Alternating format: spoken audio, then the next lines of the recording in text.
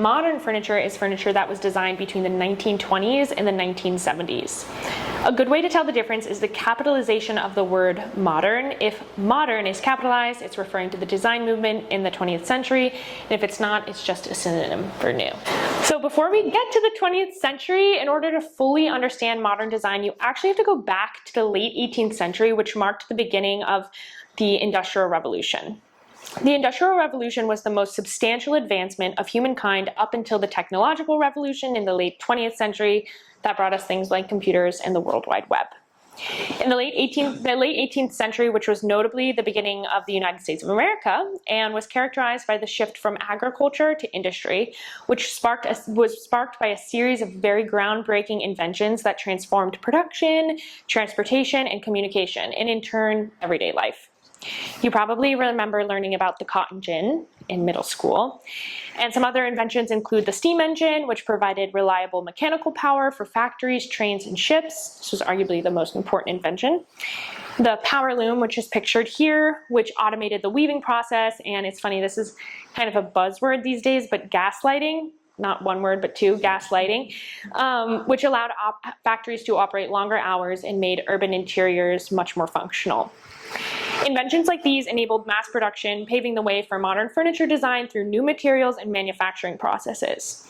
Mass migrations into cities created new demand for housing, and architects and designers were now positioned to have a serious impact on the lives of the masses on a scale that was relatively unprecedented in history. Historically, design was reserved for the wealthy. Furniture design leading up to the Industrial Revolution was ornate, handcrafted, and very, very expensive. The early 1800s saw a rise of neoclassicism, which was a design inspired by ancient Greek and Roman design. Though in this case, classicism means classical, the alternative meaning for the word also applies, because neoclassicism was representative of a traditional education of the classics, something that was only available to the wealthy. Design throughout history up to this point was reserved for the educated elite, but with major shifts in industry and the world economy, we welcomed the middle class, and they were the direct result of and beneficiary to mass production. So this was the Victorian era. If you think of Oliver Twist, David Copperfield, Great Expectations, that's all the Victorian era. So this was a period of historic revivalism, but it was a little bit more hodgepodgey. The Victorian design incorporated elements of Renaissance, Rococo, and Gothic influences, but unlike neoclassicism, which was a reverent recreation of ancient Roman and Greek design, Victorian design loosely referenced these historical periods, blending elements from each together, creating something entirely new. This is the beginning of machine-made furniture, and therefore the barrier to entry to become a furniture maker lowered, and it created a sort of unified depiction of these historical references. Unlike many other historical styles of furniture, Victorian furniture cannot be identified by its style of legs or feet. Previously, up until that point, you could tell this. There were people much more strictly followed the rules. For this reason, it can be said that Victorian itself is not a style, but a period of time. So Victorian furniture, you can't tell what Victorian furniture is just by looking at it, but you can tell what it is by the period of time that it was made. Victorian furniture is characterized by the use of velvet, hardwoods with dark finishes, and detailed needlework. The rise of machine production had made furniture more widely available, but it also led to a loss of craft and a kind of soullessness in design. This growing discomfort with industrial excess set the stage for a new movement, one that looked not to the past, but to nature for inspiration. And this was the understandable response to the mass migration from pastoral landscapes to the urban hellscapes that were Victorian cities. I would not have wanted to live in a Victorian city. At the end of the 19th century, Art Nouveau, which translates from French meaning new art, came into the picture. It was a reaction to, or rather like a rebellion against, the historicism and industrial ugliness that was the Victorian era. In Europe, Art Nouveau's impact is most recognizable in Paris. So this is a really fun fact. The Paris that we all know and love today, with the iconic uniform streets and organized layout, is actually relatively new in the context of the city's history. So between 1853 and 1870, after the French Revolution, a major urban revival project led by Eugene Haussmann transformed the city's medieval layout, replacing the old, winding, narrow streets with a network of wide, straight boulevards lined with the uniform, elegant buildings that we all know today. So I think that's really interesting, because you look at Paris and it seems like such a historic city, but actually The historic aspects of Paris were demolished, and it's relatively new in the context of the city's history. Art Nouveau was actually a response to the uniformization of Paris. The natural forms, flowing lines, and asymmetry contrasted the more rigid classical lines of houseman architecture. And the most notable example of this is the metro entrances. So these are still a very notable part of the Parisian landscape today. This picture over here on the right is a great example of how you can see how they're contrasting, where you have like the very uniform facades of Paris contrasted by these like vegetal organic forms of these Art Nouveau entrances. In America, Louise Comfort Tiffany of the jewelry brand Tiffany's made these stained glass lamps and also panels. And this design style is still pretty recognizable today. And something about Art Nouveau, it was distinctly handcrafted and it was a direct response to mass production. So if you look at these lamps, they're distinctly handcrafted. So a trend that you'll see in design is that design movements are often a reaction to their predecessors. This is a pattern found as far back as ancient Roman architecture and is very notable in Renaissance art and design, something we will be covering in a different crash course. So stay tuned. As with many design movements, the organic beauty and handcrafted ideals of Art Nouveau eventually gave way to a new reality, one shaped by conflict, industry, and a rapid modernization. As the 20th century began, the world was changing fast, and so were its values. The softness and romanticism of Art Nouveau started to feel out of step with a society moving towards speed, power, and efficiency. The outbreak of World War I marked a turning point not only politically and socially, but aesthetically as well. So in the beginning of the 20th century, World War I devastates Europe, creating a massive cultural rupture. Desire for modernity, order, and strength replaces the romanticism, and the advancements of wartime bleed into design. Materials like steel, aluminum, and glass become prominent as the concept of the machine is solidified, and thus we see the rise of Art Deco in the 1920s. Deco, which is short for décoratifs, coined after the 1925 International Exposition of Decorative Arts in Paris.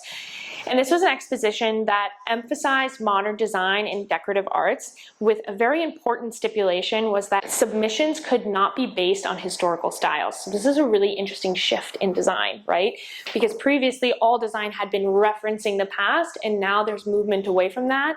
So Art Deco was a call to the future. Simultaneously in Europe, a different design movement was taking root, one that similarly embraced modern designs and machinery, but within the context of war-ravaged Germany. This was Bauhaus. Bauhaus was a German art school operational for only a short period of time from 1919 to 1933, but its impact on design was profound. Art Deco embraced luxury, ornament, and glamour during the roaring 20s in America. Within its own context, Bauhaus sought to strip design down to its essential functional core as Germany was suffering economic collapse after World War I. The school was founded by Walter Gropius, a German-born American architect who is widely regarded as one of the pioneering masters of modernist architecture and design. Something to note is that during the late 19th to the middle of the 20th century, architects were furniture designers. This was not a blanket rule, but pretty close to it. Many of the famous modern architects were also famous furniture designers. From the Bauhaus to Le Corbusier to Frank Lloyd Wright, these are one of his sketches. Many modern architects believed in the total work of art, where architecture, interiors, furniture, textiles, and even utensils formed one unified vision. The idea was that if you could control every element of the environment, you could elevate human life and shape behavior through design. Architect and designer Le Corbusier famously said, "The house is a machine for living in." Furniture was simply part of that machine. Architects during the time were world builders simply because the world as we know it today was being built. To be an architect during this time was of the highest esteem, and like great architects of the Renaissance, Bauhaus students were holistically trained. So their school combined various artistic disciplines, architecture, sculpture, painting, and design, fostering a well-rounded interdisciplinary approach to creation. Bauhaus design designs are defined by clarity of form, a focus on functionality, and minimal ornamentation. The core principle was that, and you've probably heard this before, form follows function. Bauhaus philosophy emphasized simplicity, utility, and the unity of art, craft, and technology. It aimed to create practical, beautiful objects that, importantly, could be mass-produced, embracing modern materials like glass, steel, and concrete while rejecting unnecessary decoration. And this is the interior of Bauhaus. Does anybody recognize any of these? Yeah. So they're probably some of the most famous chairs that are still produced today. So some of the most iconic pieces of modern furniture came out of the Bauhaus. This is Marcel Breuer's Wassily chair, designed in 1925. He used tubular steel, which previously, before this chair, had only ever been used in bicycles. So it's really interesting. His Seska chair, which was designed in 1928, which combined this cantilevered style that was very famous of the period with the cane seating, and it was one of the first chairs ever to be mass-produced, and it's actually still in production today. You can buy them on Amazon. It's definitely not an original, but the influence is there. It's interesting, one of the first ever mass-produced chairs still, 100 years later, being mass-produced. And then this one on the far right is the Mies van der Rohe Barcelona chair. So Mies van der Rohe served as the director of the Bauhaus at its end from 1930 to 1933.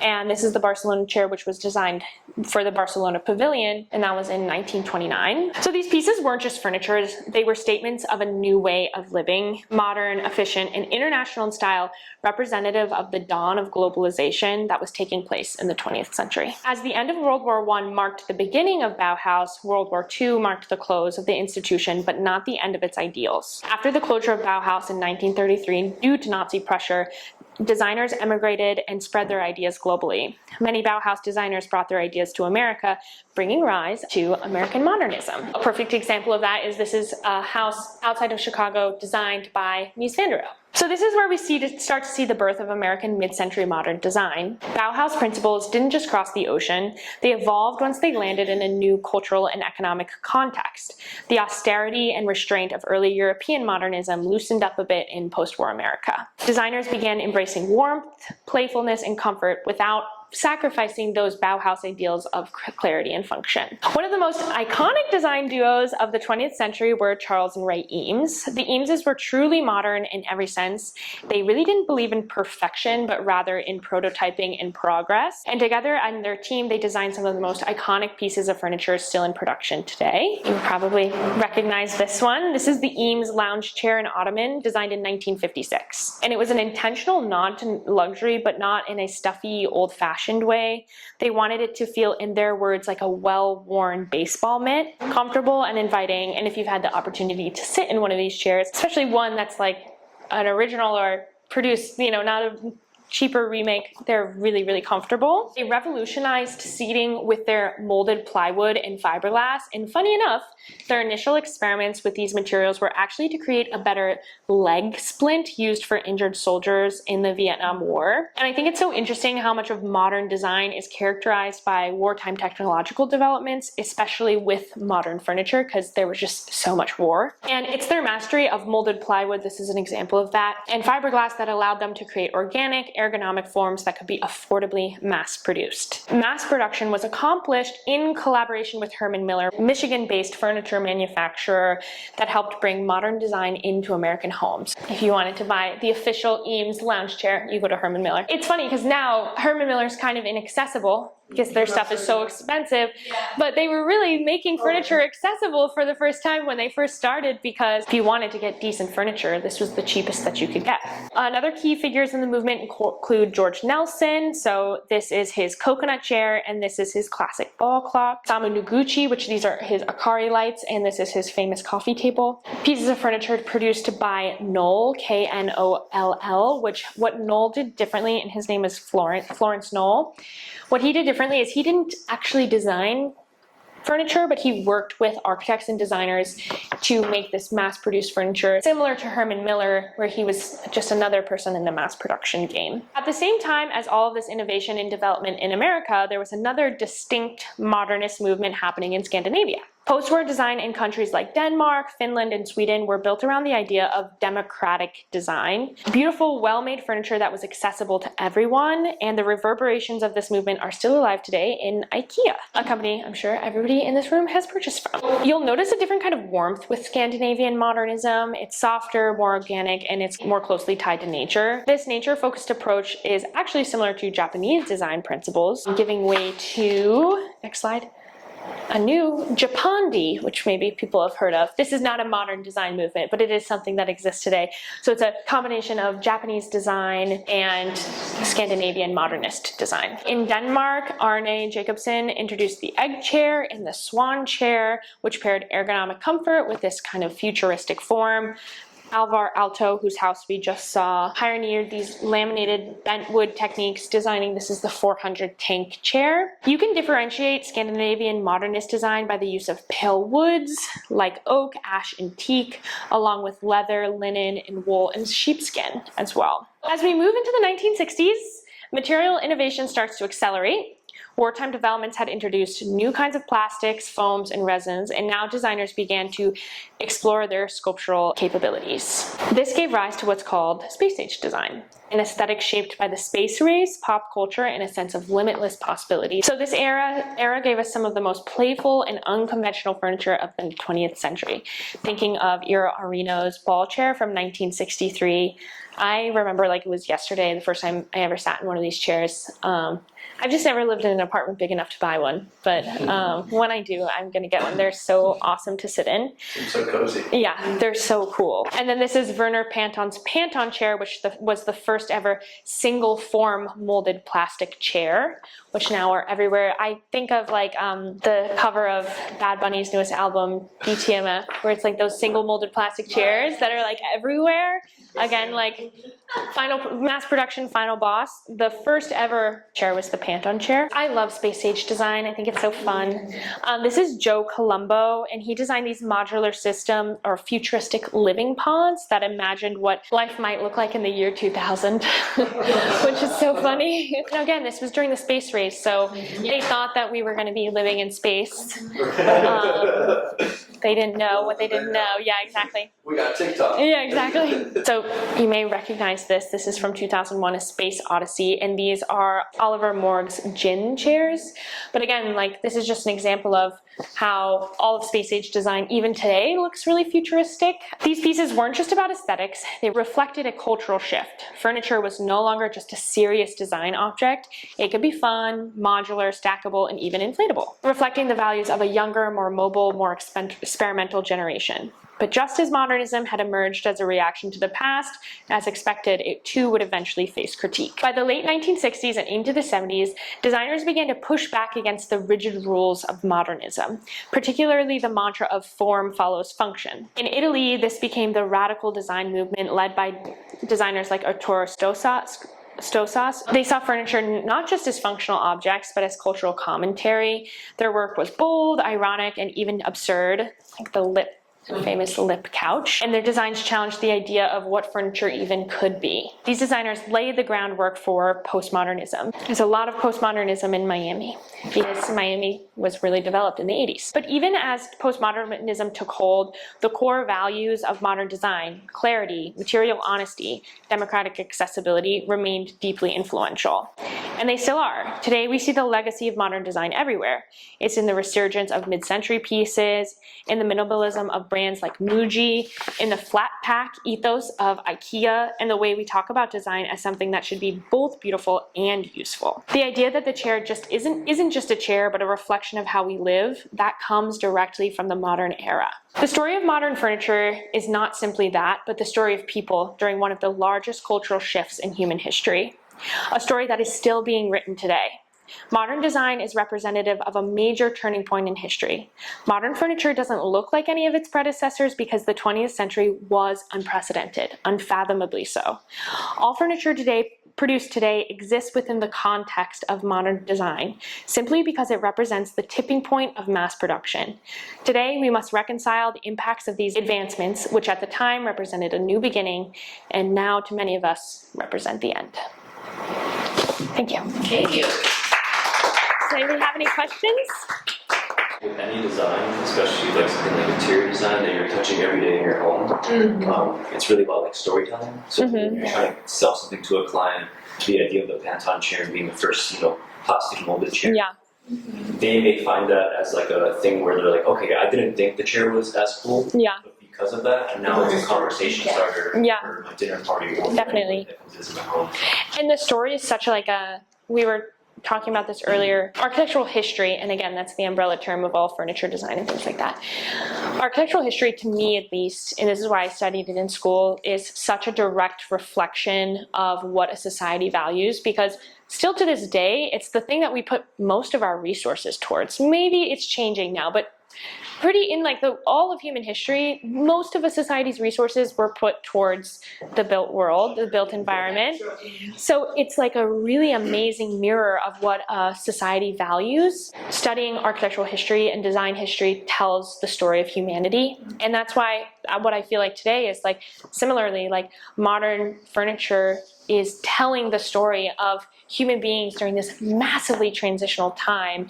And I think it really contextualizes it and makes it more tangible, because like, what are we if not for like the things that we have in our home and around us, and like the chairs that we sit on? And these days, because of mass production, the quality is just generally not there unless it's at a really high price point.